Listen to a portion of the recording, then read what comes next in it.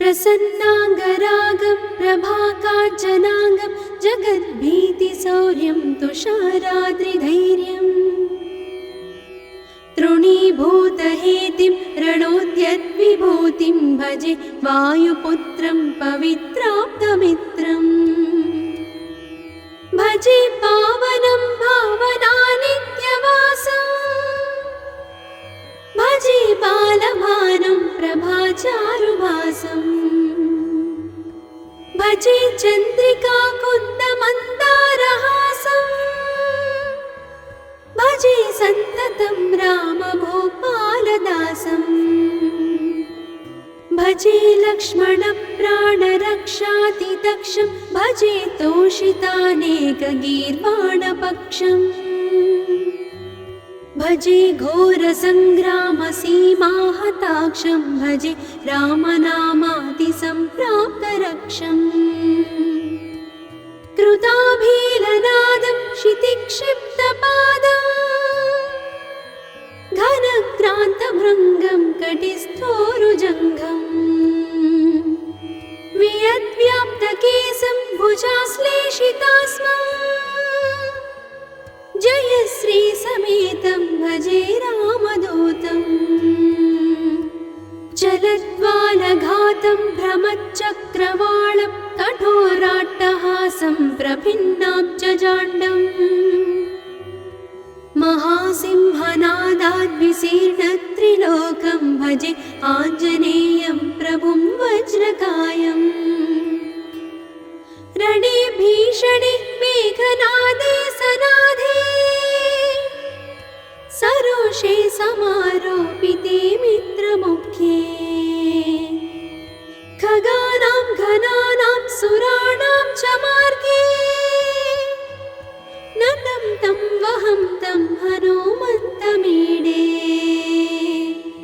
कनद्रत्नजम्भारिदम्भोळिधारं कनद्दन्तनिर्धूतकालोग्रदन्तम्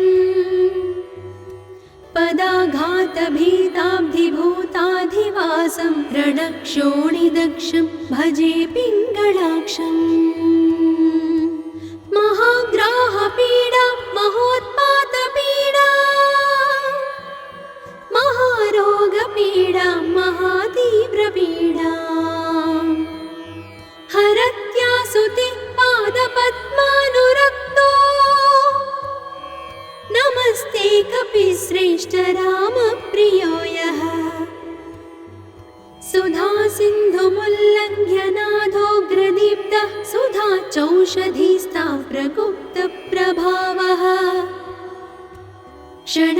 षडद्रोणशैलस्य सारेण सेतुं विना भूस्वयं कः समर्थः कपीन्द्रः निरातङ्कमाविश्य लङ्कां विसङ्गो भवानेव सीतातिशोकापहारी समुद्रान्तरङ्गादिरौद्रं विनिद्रम् विलङ्घ्योरुजङ्घस्तुता मर्त्यसङ्घः रमानाथ रामः क्षमानाथ रामः अशोकेन शोकं विहाय प्रहर्षम् वनान्तर्घनं जीवनं दानवानं विपाट्य प्रहर्षात् हनूमान् त्वमेव जराभारतो भूरिपीडां शरीरे निराधारणारूढगाढप्रतापे भवत्पादभक्तिं भवद्भक्तिरक्तिं कुरु श्रीहनुमत्प्रभो मे दयाळो महायोगिनो ब्रह्मरुद्रादयो वा न जानन्ति तत्त्वं निजं राघवस्य कथं ज्ञायते मातृसे नित्यमेव प्रसीद प्रभो वानरेन्द्रो नमस्ते नमस्ते महासत्त्ववाहाय तुभ्यं नमस्ते महावज्रदेहाय तुभ्यं नमस्ते परिभूतसूर्याय तुभ्यम्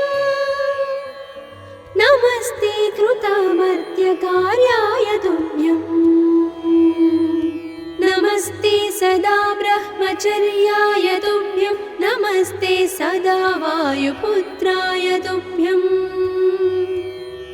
नमस्ते सदा पिङ्गळाक्षाय तुभ्यं नमस्ते सदा रामभक्ताय तुभ्यम् हनुमद्भुजङ्गप्रयातं प्रभाते प्रदोषेऽपि वाचार्थरात्रेऽपि मर्त्यः पठन्नस्नतोऽपि प्रमुक्ताघजालः सदा सर्वदा रामभक्तिं प्रयाति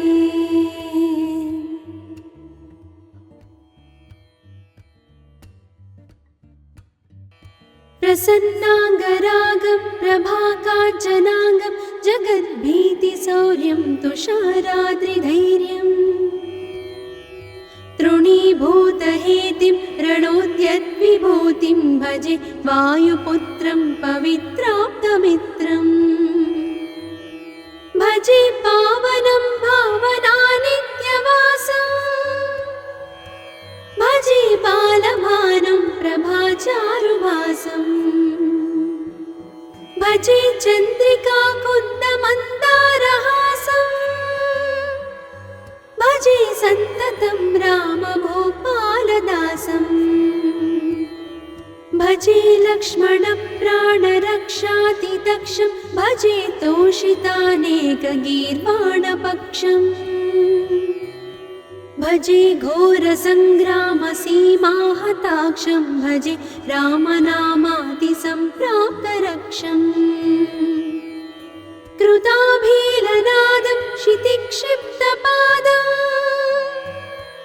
घनक्रान्तभृङ्गं कटिस्थोरुजङ्घम् वियद्व्याप्तकेशं भुजाश्लेषितास्मम् जयश्रीसमेतं भजे रामदूतम् जलद्वालघातं भ्रमच्चक्रवालं कठोराट्टहासं प्रभिन्नाब्जजाण्डम् महासिंहनादाद्विशीर्णत्रिलोकं भजे आञ्जनेयं प्रभुं वज्रकायम् रणे भीषणे मेघनादे सनादे सरोषे समारोपिते मित्रमुख्ये खगानां घनानां सुराणां च मार्गे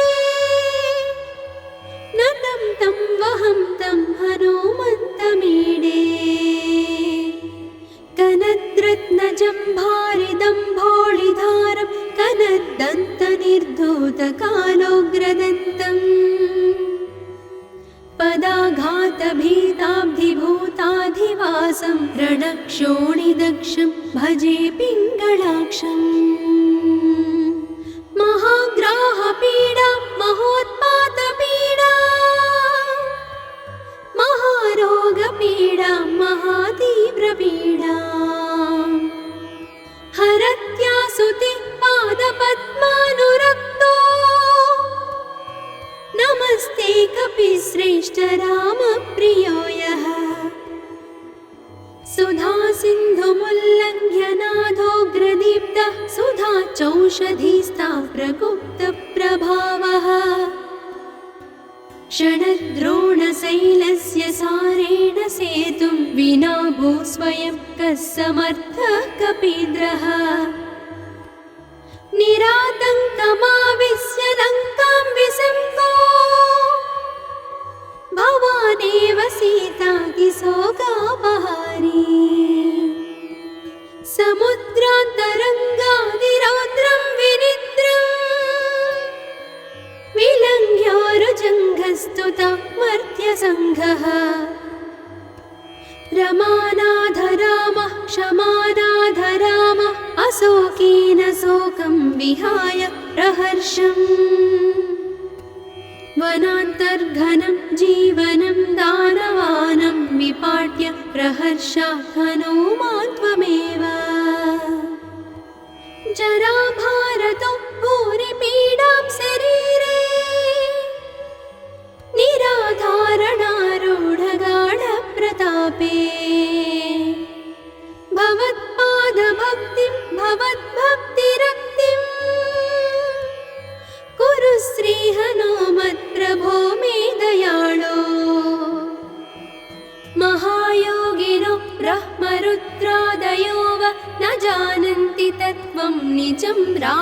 राघवस्य कथं ज्ञायते मातृसे नित्यमेव प्रसीद प्रभो वानरेन्द्रो नमस्ते नमस्ते महासत्त्ववाहाय तुभ्यं नमस्ते महावज्रदेहाय तुभ्यं नमस्ते परिभूतसूर्याय तुभ्यं नमस्ते कृतामर्त्यकार्याय तुभ्यं नमस्ते सदा ब्रह्मचर्याय तुभ्यं नमस्ते सदा वायुपुत्राय तुभ्यं नमस्ते सदा पिङ्गळाक्षाय तुभ्यं नमस्ते सदा रामभक्ताय तुभ्यं हनुमद्भुजङ्गप्रयातं प्रभाते प्रदोषेऽपि वाचार्थरात्रेऽपि मध्यः पठन्नस्नतोऽपि प्रमुक्ताघजालः सदा सर्वदा रामभक्तिं प्रयाति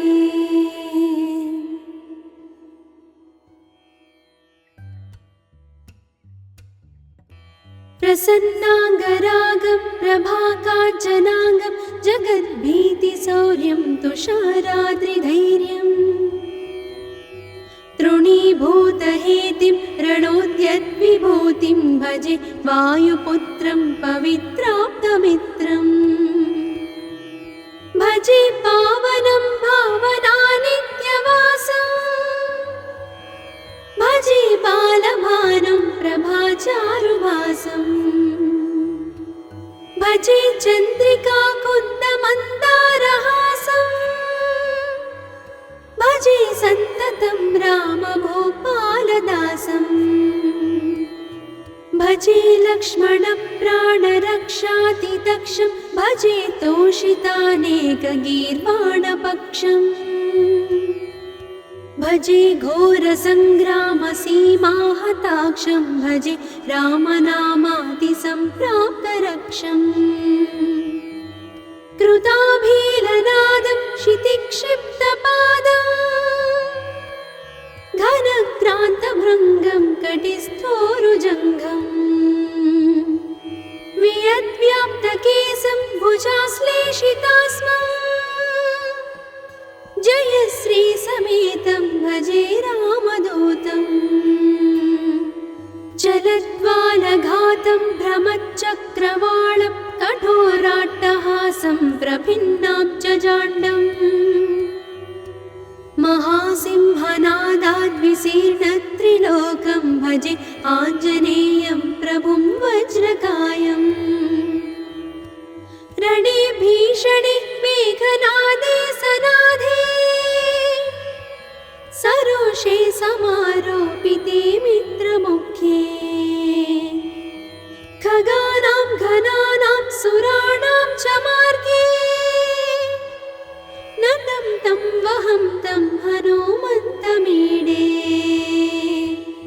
कनद्रत्नजम्भारिदम्भोळिधारं कनद्दन्तनिर्धूतकालोग्रदन्तम् पदाघातभीताब्धिभूताधिवासं रणक्षोणिदक्षं भजे पिङ्गळाक्षम् महाग्राहपीडा महोत्पातपीडा महारोगपीडा महातीव्रपीडा हरत्यासुते पादपद्मानुरक्तो नमस्ते कपिश्रेष्ठ रामप्रियो यः सुधा सिन्धुमुल्लङ्घ्य नाथोग्रदीप्तः सुधा चौषधीस्ता प्रगुप्तप्रभावः षडद्रोणशैलस्य सारेण सेतुं विना भूस्वयं कः समर्थः कपीन्द्रः निरातङ्कमाविश्य लङ्कां विसङ्गो भवानेव सीतातिशोकापहारी समुद्रान्तरङ्गादिरौद्रं विनिद्रम् प्रस्तुता मर्त्यसङ्घः रमानाथ रामः क्षमानाथ रामः अशोकेन शोकं विहाय प्रहर्षम् वनान्तर्घनं जीवनं दानवानं विपाट्य प्रहर्षात् हनूमान् त्वमेव जराभारतो भूरिपीडां शरीरे निराधारणारूढगाढप्रतापे भवत्पादभक्तिं भवद्भक्तिरक्तिं कुरु श्रीहनुमत्प्रभो मे दयाळो महायोगिनो ब्रह्मरुद्रादयो वा न जानन्ति तत्त्वं निजं राघवस्य कथं ज्ञायते मातृसे नित्यमेव प्रसीद प्रभो वानरेन्द्रो नमस्ते नमस्ते महासत्त्ववाहाय तुभ्यं नमस्ते महावज्रदेहाय तुभ्यं नमस्ते परिभूतसूर्याय तुभ्यं नमस्ते कृतामर्त्यकार्याय तुभ्यं नमस्ते सदा ब्रह्मचर्याय तुभ्यं नमस्ते सदा वायुपुत्राय तुभ्यं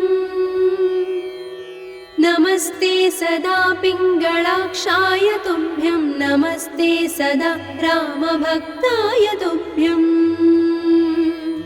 हनुमद्भुजङ्गप्रयातं प्रभाते प्रदोषेऽपि वाचार्थरात्रेऽपि मर्त्यः पठन्नस्नतोऽपि प्रमुक्ताघजालः सदा सर्वदा रामभक्तिं प्रयाति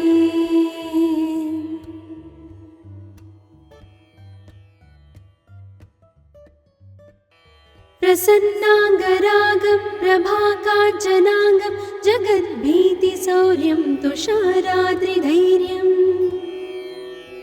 तृणीभूतहेतिं रणोद्यद्विभूतिं भजे वायुपुत्रं पवित्राप्तमित्रम् भजे पावनं भावनानित्यवासं भजे बालभानुं प्रभाचारुभासं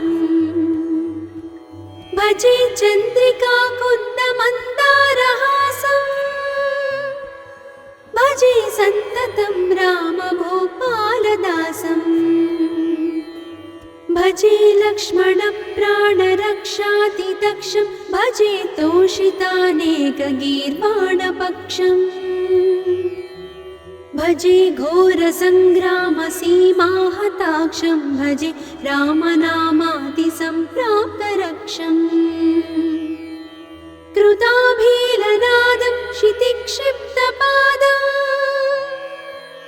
घनक्रान्तभृङ्गं कटिस्थोरुजङ्घम् वियद्व्याप्तकेशं भुजाश्लेषितास्मम् जय श्री समेतं भजे रामदूतं जलद्वालघातं भ्रमच्चक्रवालं कठोराट्टहासं प्रभिन्नाब्जजाण्डम् महासिंहनादाद्विशीर्णत्रिलोकं भजे आञ्जनेयं प्रभुं वज्रकायम् रणे भीषणे मेघनादे सनादे सरोषे समारोपिते मित्रमुख्ये खगानां घनानां सुराणां च मार्गे नतं तं वहं तं हनुमन्तमीडे कनद्रत्नजम्भारिदम्भोळिधारं कनद्दन्तनिर्धूतकालोग्रदन्तम् पदाघातभीताब्धिभूताधिवासं रणक्षोणिदक्षं भजे पिङ्गळाक्षम् महाग्राहपीडा महोत्पातपीडा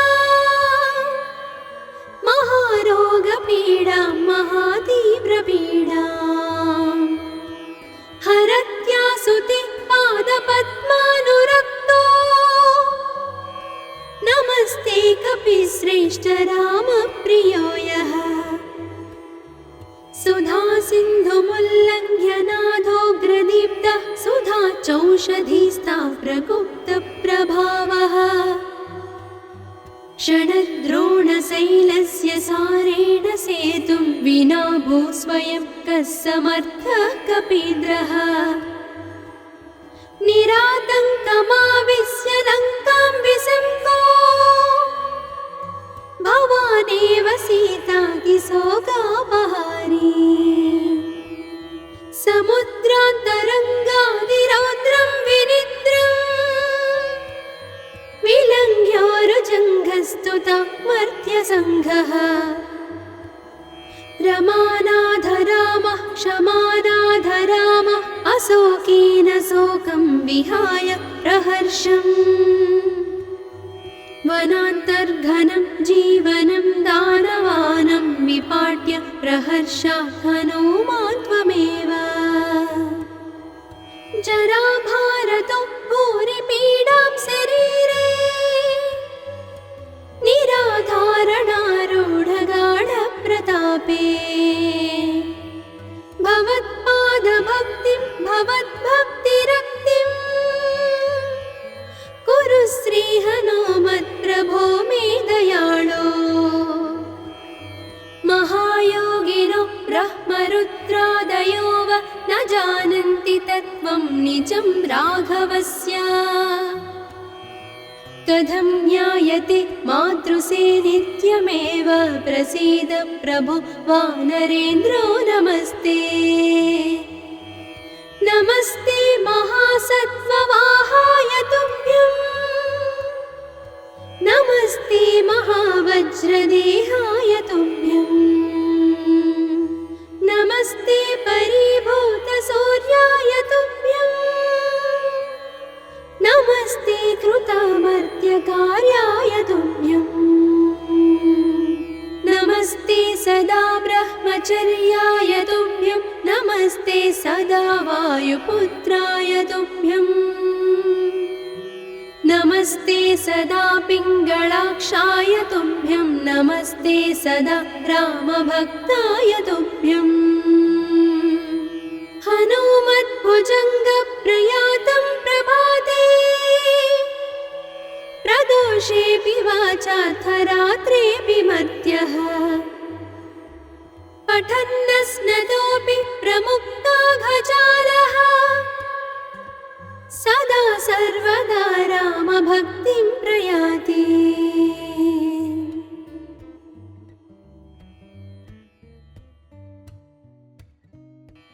प्रसन्नाङ्गरागं प्रभाकाञ्चनाङ्गं जगद्भीतिशौर्यं तुषाराद्रिधैर्यम्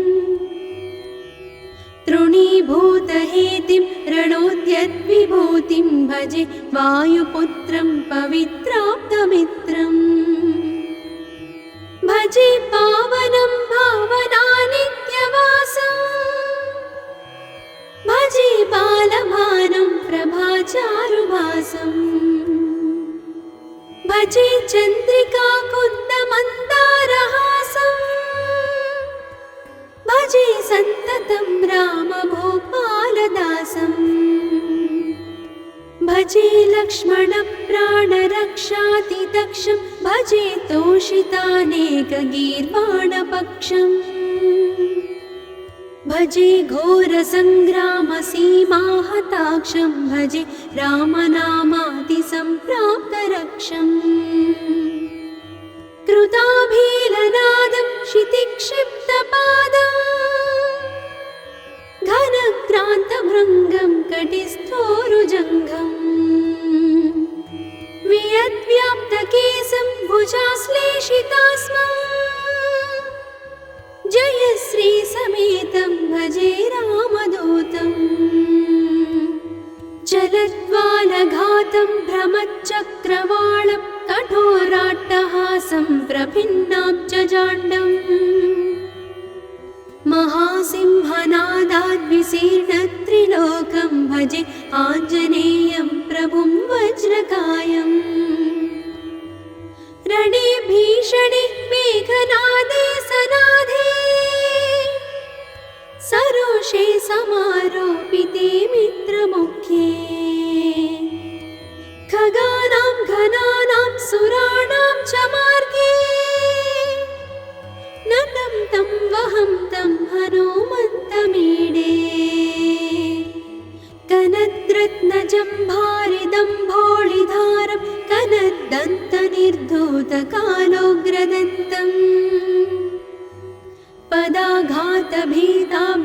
पदाघातभीताब्धिभूताधिवासं रणक्षोणिदक्षं भजे पिङ्गळाक्षम् महाग्राहपीडा महोत्पातपीडा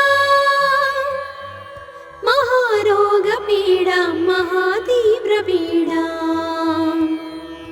हरत्यासुते पादपद्मानुरक्तो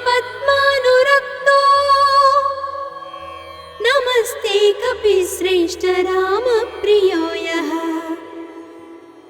सुधा सिन्धुमुल्लङ्घ्य नाथोग्रदीप्तः सुधा चौषधीस्ता प्रगुप्तप्रभावः षडद्रोणशैलस्य सारेण सेतुं विना भूस्वयं कः समर्थः कपीन्द्रः निरातङ्कमाविश्य लङ्कां विसङ्गो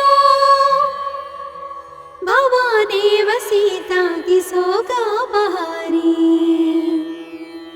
समुद्रान्तरङ्गादिरौद्रं विनिद्रम् विलङ्घ्योरुजङ्घस्तुता मर्त्यसङ्घः रमानाधरामः क्षमानाधरामः अशोकेन शोकं विहाय प्रहर्षम् वनान्तर्घनं जीवनं दानवानं विपाट्य प्रहर्षात् हनुमान् त्वमेव जराभारतो भूरिपीडां शरीरे निराधारणारूढगाढप्रतापे भवत्पादभक्तिं भवद्भक्तिरक्तिं कुरु श्रीहनुमत्प्रभो मे दयाळो महायोगिनो ब्रह्मरुद्रादयो वा न जानन्ति तत्त्वं निजं राघवस्य कथं ज्ञायते मातृसे नित्यमेव प्रसीद प्रभो वानरेन्द्रो नमस्ते नमस्ते महासत्त्ववाहाय तुभ्यं नमस्ते महावज्रदेहाय तुभ्यं नमस्ते परिभूतसूर्याय तुभ्यं नमस्ते कृतामर्त्यकार्याय तुभ्यं नमस्ते सदा ब्रह्मचर्याय तुभ्यं नमस्ते सदा वायुपुत्राय तुभ्यं नमस्ते सदा पिङ्गळाक्षाय तुभ्यं नमस्ते सदा रामभक्ताय तुभ्यं हनुमद्भुजङ्गप्रयातं प्रभाते प्रदोषेऽपि वाचार्थरात्रेऽपि मर्त्यः पठन्नस्नतोऽपि प्रमुक्ताघजालः सदा सर्वदा रामभक्तिं प्रयाति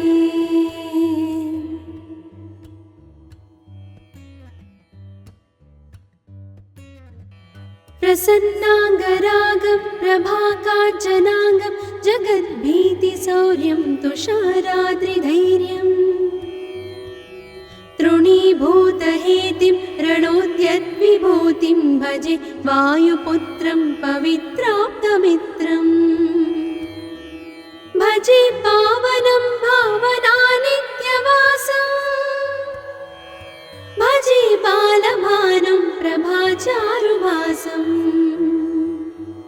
भजे चन्द्रिकाकुन्दमन्दारहासं भजे सन्ततं रामभूपालदासं भजे लक्ष्मणप्राणरक्षातिदक्षं भजे तोषितानेकगीर्वाणपक्षम् भजे घोरसङ्ग्रामसीमाहताक्षं भजे रामनामातिसम्प्राप्तरक्षम् कृताभीलनादं क्षितिक्षिप्तपादम् घनक्रान्तभृङ्गं कटिस्थोरुजङ्घम् वियद्व्याप्तकेशं भुजाश्लेषितास्मम् जयश्रीसमेतं भजे रामदूतम् चलद्वालघातं भ्रमच्चक्रवालं कठोराट्टहासं प्रभिन्नाब्जजाण्डम् महासिंहनादाद्विशीर्णत्रिलोकं भजे आञ्जनेयं प्रभुं वज्रकायम् रणे भीषणे मेघनादे सनादे सरोषे समारोपिते मित्रमुख्ये खगानां घनानां सुराणां च मार्गे नतं तं वहं तं हनुमन्तमीडे कनद्रत्नजम्भारिदम्भोळिधारं कनद्दन्तनिर्धूतकालोग्रदन्तम् पदाघातभीताब्धिभूताधिवासं रणक्षोणिदक्षं भजे पिङ्गळाक्षम् महाग्राहपीडा महोत्पातपीडा महारोगपीडा महातीव्रपीडा हरत्यासुते पादपद्मानुरक्तो नमस्ते कपिश्रेष्ठ रामप्रियो यः सुधा सिन्धुमुल्लङ्घ्य नाथोग्रदीप्तः सुधा चौषधीस्ता प्रगुप्तप्रभावः षडद्रोणशैलस्य सारेण सेतुं विना भूस्वयं कः समर्थः कपीन्द्रः निरातङ्कमाविश्य लङ्कां विसङ्गो भवानेव सीतातिशोकापहारी समुद्रान्तरङ्गादिरौद्रं विनिद्रम् विलङ्घ्योरुजङ्घस्तुता मर्त्यसङ्घः रमानाथ रामः क्षमानाथ रामः अशोकेन शोकं विहाय प्रहर्षम् वनान्तर्घनं जीवनं दानवानं विपाट्य प्रहर्षात् हनुमान् त्वमेव जराभारतो भूरिपीडां शरीरे निराधारणारूढगाढप्रतापे भवत्पादभक्तिं भवद्भक्तिरक्तिं कुरु श्रीहनुमत्प्रभो मे दयाळो महायोगिनो ब्रह्मरुद्रादयो वा न जानन्ति तत्त्वं निजं राघवस्य कथं ज्ञायते मातृसे नित्यमेव प्रसीद प्रभो वानरेन्द्रो नमस्ते नमस्ते महासत्त्ववाहाय तुभ्यं नमस्ते महावज्रदेहाय तुभ्यं नमस्ते परिभूतसूर्याय तुभ्यं नमस्ते कृतामर्त्यकार्याय तुभ्यं नमस्ते सदा ब्रह्मचर्याय तुभ्यं नमस्ते सदा वायुपुत्राय तुभ्यं नमस्ते सदा पिङ्गळाक्षाय तुभ्यं नमस्ते सदा रामभक्ताय तुभ्यं हनुमद्भुजङ्गप्रयातं प्रभाते प्रदोषेऽपि वाचार्थरात्रेऽपि मर्त्यः पठन्नस्नतोऽपि प्रमुक्ताघजालः सदा सर्वदा रामभक्तिं प्रयाति।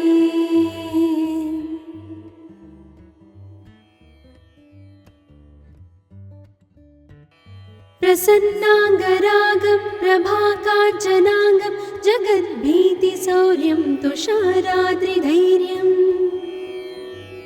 तृणीभूतहेतिं रणोद्यद्विभूतिं भजे वायुपुत्रं पवित्राप्तमित्रम् भजे पावनं भावनानित्यवासम् भजे बालभानुं प्रभाचारुभासम्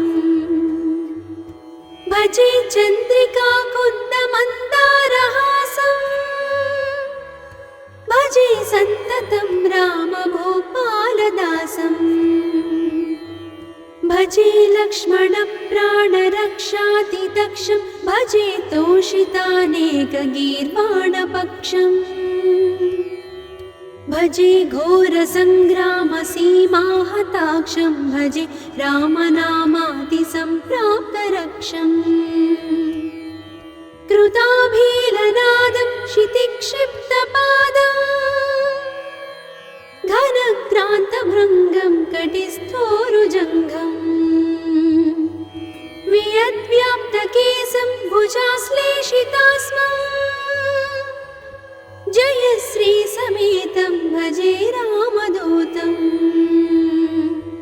जलद्वालघातं भ्रमच्चक्रवालं कठोराट्टहासं प्रभिन्नाब्जजाण्डम्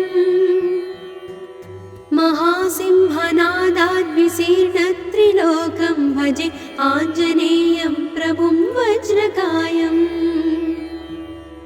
रणे भीषणे मेघनादे सनादे सरोषे समारोपिते मित्रमुख्ये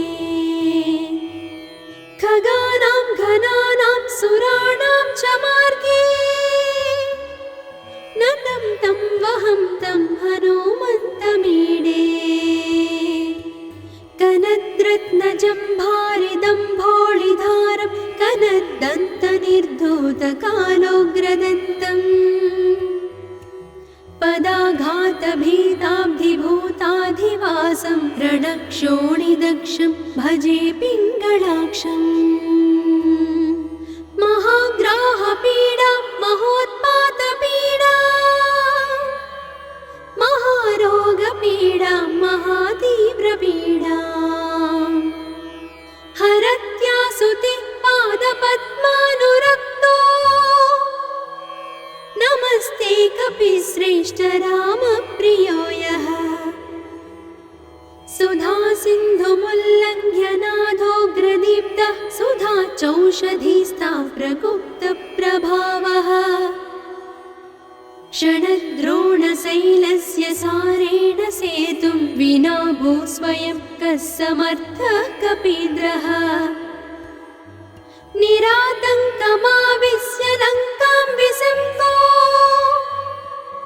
भवानेव सीतातिशोकापहारी समुद्रान्तरङ्गादिरौद्रं विनिद्रम् विलङ्घ्योरुजङ्घस्तुता मर्त्यसङ्घः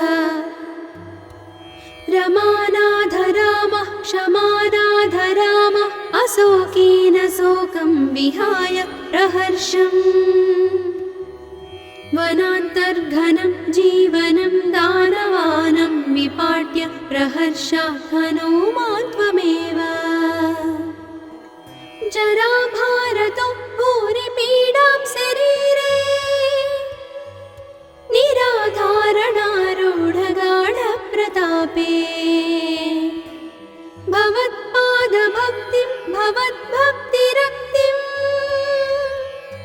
कुरु श्रीहनुमत्प्रभो मे दयाळो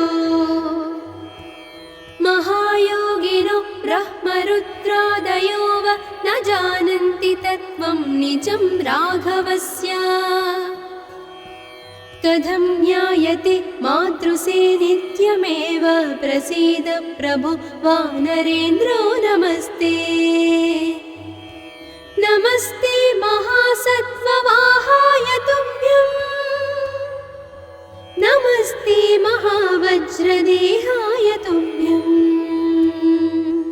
नमस्ते परिभूतसूर्याय तुभ्यम्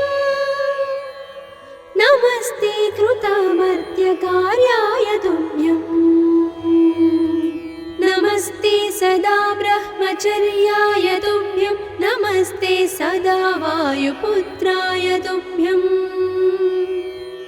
नमस्ते सदा पिङ्गलाक्षाय तुभ्यं नमस्ते सदा रामभक्ताय तुभ्यम् हनुमद्भुजङ्गप्रयातं प्रभाते प्रदोषेऽपि वाचार्थरात्रेऽपि मर्त्यः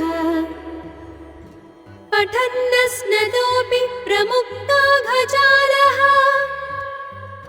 सदा सर्वदा रामभक्तिं प्रयाति।